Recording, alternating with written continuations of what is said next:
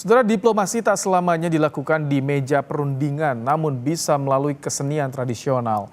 Di Paris, puluhan seniman dari Indonesia dan Perancis menjalin persahabatan lewat gamelan dan tarian Bali.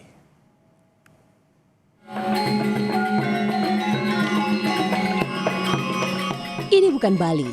Para penari dan penabuh gamelan ini baru saja membuka publik di Universitas Paris Nanterre, Prancis.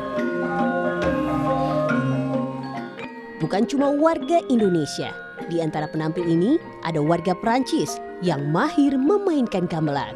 Pertunjukan gamelan It Dance de Bali et de Java bukan sekadar pentas, melainkan pertukaran budaya antara Indonesia dan Prancis. Ini merupakan satu karya yang terus kita ingin dorong sehingga budaya Indonesia lebih dikenal dan bisa ikut dinikmati oleh masyarakat Prancis dan masyarakat seluruh dunia. Di Universitas Paris Nanterre, gamelan sudah menjadi kegiatan rutin pembelajaran bagi para mahasiswa. Gamelan kalau dipakai di dalam institusi di Prancis seperti universitas atau perusahaan itu adalah sangat efektif untuk